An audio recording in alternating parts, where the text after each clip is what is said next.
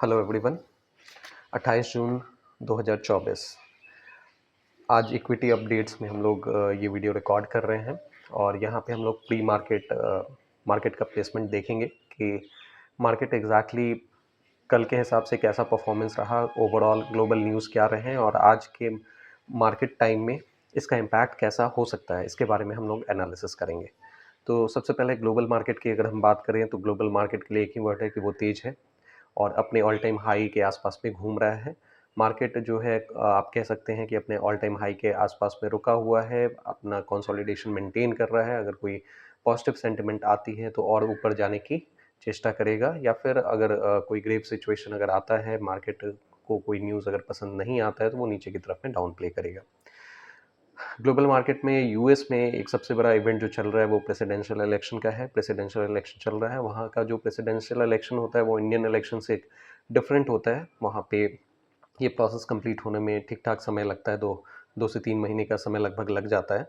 सो अभी जो है प्रेसिडेंशियल डिबेट वगैरह चल रहे हैं, जहाँ पे जो प्रेसिडेंशियल कैंडिडेट्स हैं वो जैसे जो प्रेसिडेंशियल कैंडिडेट आपके ट्रंप और जो बाइडेन हैं उनके बीच में आपस में जो डिबेट या एलिगेशंस जो भी कह लें, वो अपने अपने पॉलिसीज़ को लेके सारी चीज़ें पुट करने की कोशिश चल रही है, जनता को अट्रैक्ट करने की कोशिश चल रही है। तो इट्स ऑल अबाउट पॉलिटिक्स। आप समझ सकते हैं कि पॉलिटिक्स में बहुत सारी चीज़ें होते रहती हैं। Anyways, coming to the point, तो ग्लोबल मार्केट जो है ओवरऑल टेक्नोलॉजी स्टॉक्स भी वहाँ पे अच्छे कर रहे हैं। और अगर हम लोग बात करें डाउ जोन्स की, तो डाउ जोन्स भी अपने ऑल टाइम हाई के आसपास में अपने लेवल्स को मेंटेन कर रहा है। इंडिया की बात करें तो इंडियन मार्केट जो है उसमें निफ्टी ने पहली बार 24,000 के लेवल को टच किया है। 24,000 के लेवल को डिसाइसिवली उसने ब्रेक किया है और आप अगर देखें तो 24,044 यानी 24,044 के लेवल पे जाके ये बंद हुआ है। तो इसने डिसाइसिवली 24,000 के लेवल को ब्रेक कर लिया है। सो 0.74% जो है मार्केट कल तेज बंद हुआ है। इसके अलावा बैंक निफ्टी की बात करें तो बैंक निफ्टी भी जो है 52,800 के लेवल से ऊपर चल रहा है और बैंक निफ्टी हालांकि थोड़ा बहुत यहाँ पे कंसोलिडेशन जोन देखने को मिल रहा है और इसमें स्लाइटली प्रॉफिट बुकिंग देखने को मिली और ये माइनस ये आप 0.11% डाउन जो है वो बंद हुआ। लगभग 50 पॉइंट्स के आसपास में जो है वो ये अपने पॉइंट्स को लूज़ करके बंद हुआ है। तो हालांकि बैंक निफ्टी भी एक तरह से अपने स्टेबल लेवल को मेंटेन कर रहा है। मिड कैप में बाइंग देखी और अगर ओवरऑल आप मार्केट में बाइंग सेलिंग अगर देखें एफआईआईज और डीआईआईज के माध्यम से, तो आपको नोटिस करेंगे कि एफआईआईज ने ह्यूज मनी पंप किया है। लगभग 7,600 करोड़ मनी जो है उन्होंने पंप किया है। 7,600 करोड़ से ज़्यादा मनी जो है उन्होंने कल मार्केट में पंप किया है। वहीं पे डीआईआईज जो इतने टाइम से मार्केट संभाल रहे थे वो उन्होंने अच्छी खासी प्रॉफिट बुकिंग की है। लगभग 3,600 करोड़ की सेलिंग जो है डीआईआईज की तरफ से की गई है। सो एफआईआईज ने ठीक ठाक मनी जो है वो पंप किया है मार्केट में। आज के मार्केट के कंडीशन के हिसाब से देखें तो गिफ्ट निफ्टी जो है वो स्लाइटली पॉजिटिव ओपनिंग दिखा रहा है। सो हम लोग एक्सपेक्ट कर सकते हैं अभी के लेवल्स के हिसाब से मॉर्निंग में जो गिफ्ट निफ्टी का परफॉर्मेंस चल रहा है उसके बेसिस पे हम लोग ये एक्सपेक्ट कर सकते हैं कि गिफ्ट निफ्टी जो है वो स्लाइटली पॉजिटिव ओपनिंग हो। डाउ फ्यूचर भी जो हमें इंडिकेट कर रहा है वो अपने फ्लैट पोजीशन को मेंटेन कर रहा है विद पॉजिटिव बायस, अपने फ्लैट लेवल को ही दिखा रहा है। तो अगर मार्केट जो 9-15 से स्टार्ट होगा उसमें अगर हम लोग देखें तो अगर ये ट्रेंड मेंटेन रहता है तो हम लोग एक्सपेक्ट करेंगे कि निफ्टी की ओपनिंग पॉजिटिव साइड में हो। बाकी इन बिटवीन अगर कुछ अलग सा न्यूज़ आता है तो सिचुएशन माइट चेंज, बट फिलहाल के जो इंडिकेशंस हैं वो यही आ रहे हैं। बाकी कुछ और अगर न्यूज़ की बात करें मार्केट रिलेटेड तो एफ-एन-ओ सेगमेंट में सेबी जो मार्केट का रेगुलेटर है उसको स्टडी करने के लिए, उस पे 3D व्यू लेने के लिए एक एक्सपर्ट कमेटी का गठन किया गया है। सो ये एक्सपर्ट कमेटी अपने रिकमेंडेशन देगा। वैसे भी गवर्नमेंट जो है आप कह लें कि टैक्स के माध्यम से या दूसरी चीज़ों के माध्यम से एफ-एन-ओ को लगातार डिस्करेज कर रही है, चूँकि मोर देन आप कह सकते हैं कि more than 99% of the participants जो हैं वो एफ-एन-ओ सेगमेंट में अपने जो है काफ़ी हेवली एक्ट कर रहे हैं और वहाँ पे लॉस जो है काफ़ी ज़्यादा इनकर भी कर रहे हैं। सो आप ये कह सकते हैं कि सारी चीज़ों में एफ.एन.ओ में को डिस्करेज करने के लिए जो है गवर्नमेंट जो है लगातार कुछ ना कुछ इनिशिएटिव लेके आ रही है। सेबी भी इसके लिए चिंतित है और कहते हैं कि ये जो है आप ये कह लें कि रिटेल इन्वेस्टर्स को प्रोटेक्ट करने के लिए है। हालांकि ओवरऑल पॉलिसीज़ पे डिपेंड करता है। अगर रिटेल इन्वेस्टर्स को प्रोटेक्ट करना है तो आप दूसरे चैनल के माध्यम से भी इसको ये चीज़ें कर सकते हैं।